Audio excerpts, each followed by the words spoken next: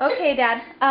Can you tell us your birthday and where and when you were born, and then the story that your parents would tell you of your birthday? I was born in March 29th, 1957, Henderson, Nevada, and I was born at the Rose de Lima Hospital.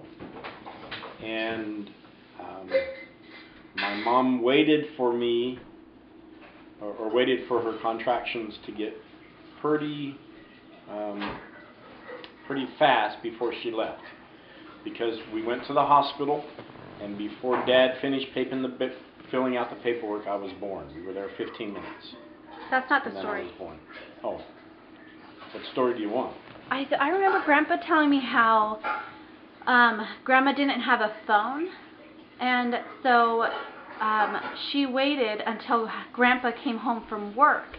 So her contractions were getting so close because she was waiting, and when he pulled it into the driveway, she was nearly in labor with her bags in the driveway, and he pulls up, and she's like, "It's time to go." Time to go.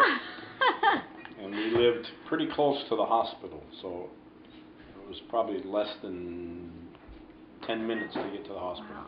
Wow. And so you said you were born before your dad got even in the room because he was filling out the paperwork? Right. So he was Wow. doing admittance, and before he got done filling out the paperwork, I was here. Wow. Do you know how they chose your name? No, I don't. No? Did you ever grow up with nicknames? Or was it always Tim? They jokingly called me Timothy Duglin Michael Patrick Jr. York. So I have multiple nicknames. Yeah. Were they teasing you because of not knowing where the Timothy E came from? Could be. Okay, so what do you remember about the house that you grew up in? Like, what kind of house was it? Like rooms, bathrooms? You know, you can go ahead and be specific. Okay. So we lived on 2127 Bassler Street. It was a Rambler home. I was about 2 years old when we moved there, and Dad changed that house multiple times, adding on, changing rooms. I think he sold the house, and when he sold the house, there was only one wall in the house that was not moved. That's how much he did improvements on it. So he did pretty good. He bought the house. I think he bought it for like $17,000, and then he sold it for $200, and I think it was like $225 or something like that. 17,000. I mean, people spend that in cars. Yeah. So, of course, that was a lot of years ago, but yeah. But he did really good, and I didn't know. I just found out the last year or 2 years that Dad had that house paid for most of my life, and I didn't know that. Wow. So I guess that's how he got the money to keep changing it. That's funny. What about your favorite toys? Did you have any favorite toys or games? Favorite toys or games? In childhood. Yeah. I like playing probably football or baseball growing up. Probably, well, the three main sports: football, baseball, and basketball. Yeah. But not like board games. We grew up playing like rummy. That was fun. So I grew up playing rummy with cards. Mostly so active games. Mm-hmm. Do you remember any books? Any favorite books or TV shows? Growing up, I read a lot of Louis L'Amour books. Oh, okay. So I enjoyed. He wrote a lot of westerns, but he wrote one book that was like a pirate book that I enjoyed. I don't remember the name of it, but it was about a pirate ship, or at least a boat on the ocean, and it was really pretty good. And Conan books. I read a lot of them. Conan the Barbarian.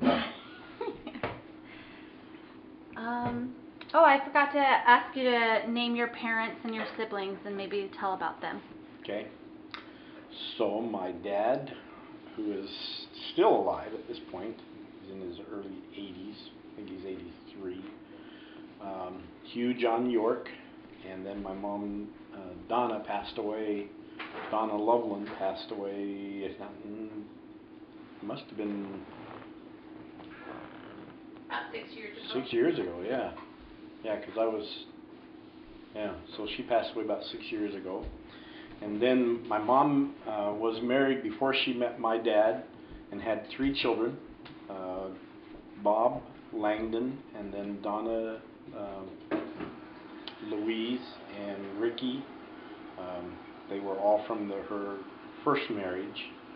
And I, of course, he was in like a carnival clown is what he was, and then he deserted her, so then she was living by herself with the 3 kids when my dad came into the picture, and I think of him as a savior, saving our family and saving my mom and taking care of all of us. And then they had 7 other children,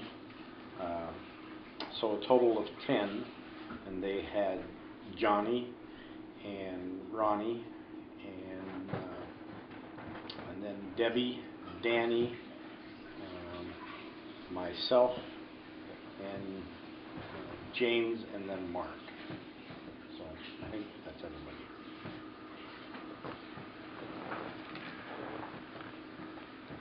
So I'm the 8th of 10 children. What about school? How did you get to school? What were your favorite subjects or your worst subject? And who did you go to school with? Like, as far as ages, like who did you end up out of your siblings? Were you in school with? Really, none of my siblings that I remember going to school with. Danny was like 3 years ahead of me, so we were always in a different school. And Mark and James was like 3 years behind me, so he was always in a different school. So I didn't really go to school with any of my siblings.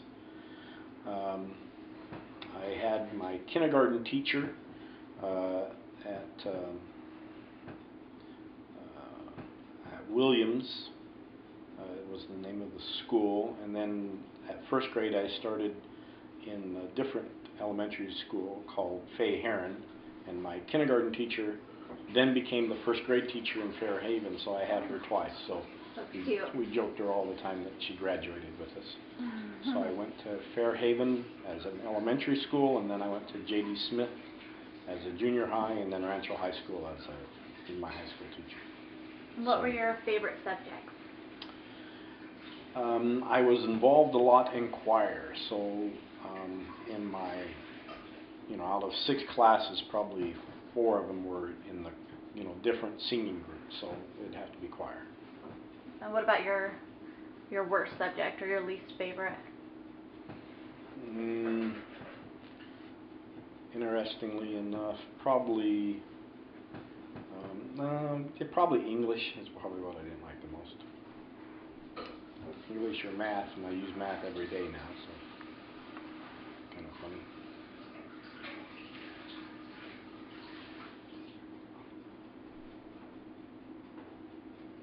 What do you think is your earliest childhood memory?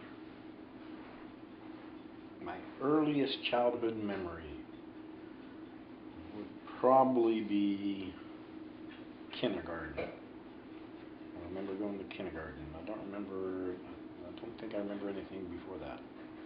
Were you scared going to kindergarten, or were you excited? No, it was fun. Yeah. I was excited to go. That's good.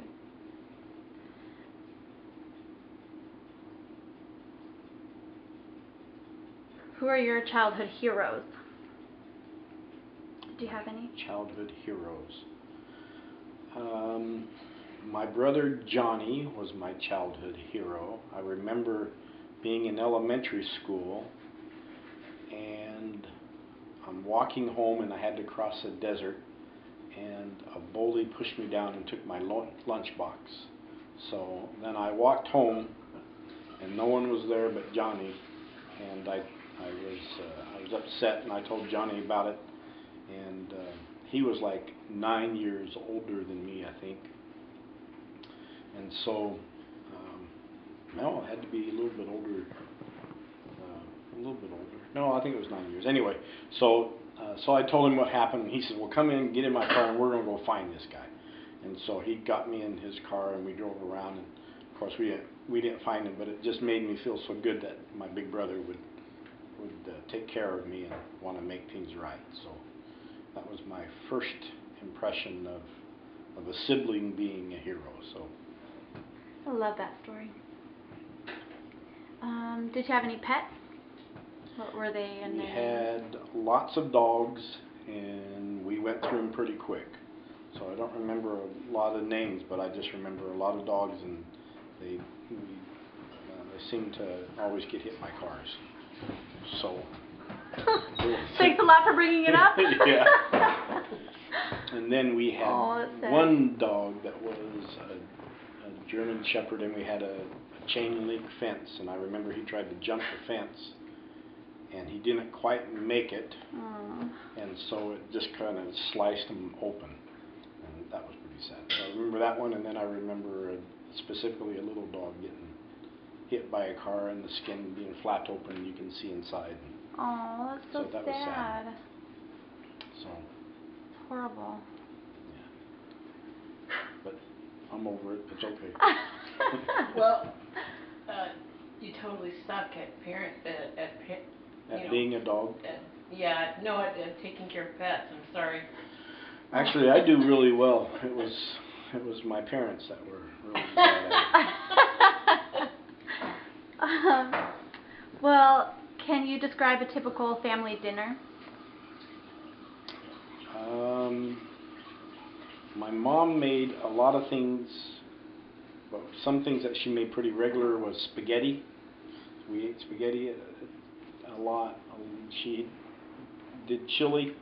I remember a thing that she called goulash, which was just kind of like a hobo stew that she made a lot.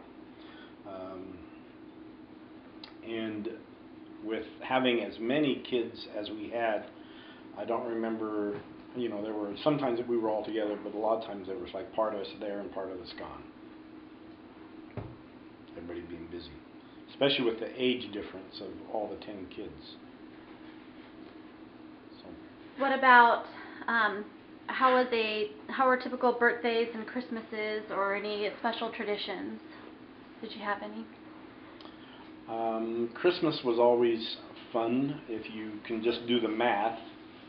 If we have 10 kids and if each one of us bought a present for each other, you're looking at 100 presents, not including what Santa Claus and not including what Mom and Dad give us. So I remember a tree being in the corner and presents stacked as high as the tree and kind of flowing down.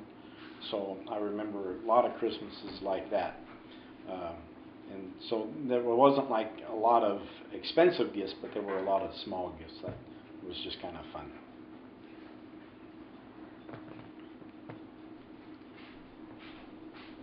My dad tells the story of one time when we were really small. There were 10 kids, and he was struggling to take care of Christmas and didn't have any money, and he wasn't sure what was going to take place, and somebody anonymously gave him $10, and so that he took that $10 and bought each one of us a dollar present. So that's when I was really small. So that was kind of funny how a little bit of money you can do a lot with it. You do with what you can. So.